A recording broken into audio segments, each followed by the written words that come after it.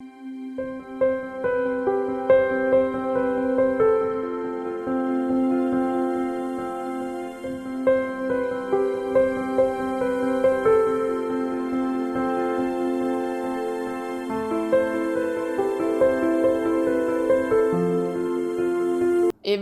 de Jésus-Christ selon saint Marc, au chapitre 3, des versets 22 à 30.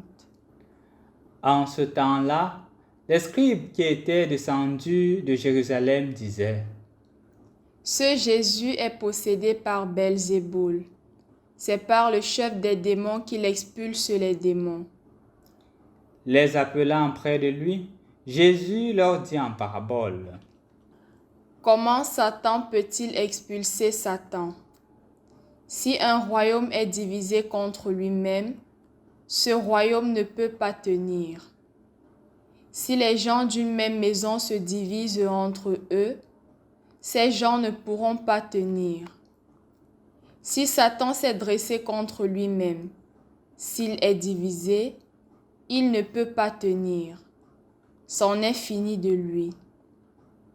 Mais personne ne peut entrer dans la maison d'un homme fort et piller ses biens s'il ne l'a d'abord ligoté. Alors seulement il pillera sa maison. Amen, je vous le dis. Tout sera pardonné aux enfants des hommes, leurs péchés et les blasphèmes qu'ils auront proférés. Mais si quelqu'un blasphème contre l'Esprit Saint, il n'aura jamais de pardon. Il est coupable d'un péché pour toujours. Jésus parla ainsi parce qu'ils avaient dit: Il est possédé par un esprit impur. Au nom du Père et du Fils et du Saint-Esprit. Amen. Loué soit Jésus-Christ. Le péché qui ne sera pas pardonné, c'est le péché contre l'Esprit Saint. Quel est ce péché contre l'Esprit Saint? Puisqu'on nous parle toujours d'un Dieu qui est amour, d'un Dieu qui s'est incarné pour vouloir nous donner le pardon de Dieu, d'un Dieu qui a pris notre condition humaine pour nous dire combien il nous aime, d'un Dieu qui est mort sur la croix et même sur la croix il a dit: Père, pardonne-leur car ils ne savent pas ce qu'ils font. Mais aujourd'hui on écoute qu'il y a le péché que Dieu ne peut pas pardonner, le péché contre l'Esprit Saint. La question maintenant qui se pose c'est: quel est ce péché contre l'Esprit Saint?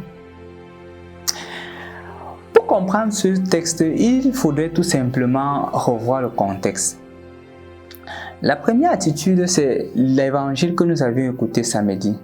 Quand on nous présentait Jésus, qui est admiré par la foule de par son travail, mais ses familiers, ses plus intimes, disent qu'il est devenu fou. Aujourd'hui encore, nous regardons les scribes. On précise bien les scribes. Les scribes étaient comme les docteurs. Ça veut dire ceux qui avaient eu le temps d'étudier la parole de Dieu. Ce n'étaient pas des personnes de basse classe. Ce sont des intellectuels. Et ces intellectuels qui commencent à dire que Jésus est possédé par Belzéboul. C'est une affirmation forte. Comme pour dire que le chef des démons, Jésus est un ange du démon.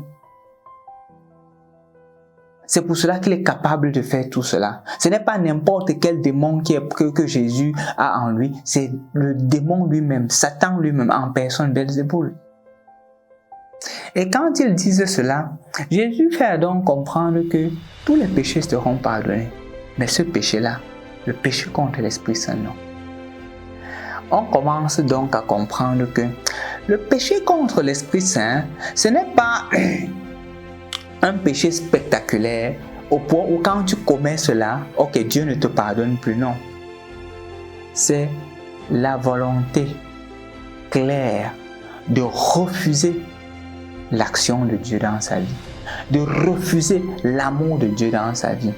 Et non seulement de refuser, mais d'œuvrer pour que Dieu ne se manifeste pas dans sa vie.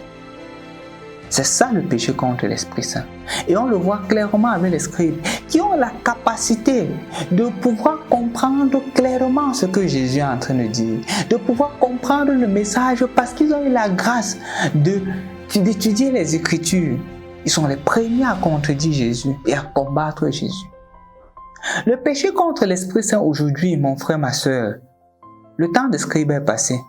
C'est toute personne qui abandonne la foi catholique, conscient de cela, décide d'aller dans des cercles exotériques, décide d'entrer dans de la sorcellerie pour vendre sa propre progéniture, pour vendre les siens. Décide de renier sa foi pour l'aspect matériel, sachant bien que ce n'est pas le chemin de Dieu qu'il suit. Le péché contre l'Esprit Saint, aujourd'hui mon frère, ma soeur, c'est d'œuvrer de toutes ses forces pour détruire l'image et l'Église catholique. D'œuvrer de toutes ses forces pour détruire. C'est ça le péché contre l'Esprit Saint. Parce qu'on refuse l'action de Dieu qui est en train de se manifester. Et on veut tout faire pour arrêter cette action-là.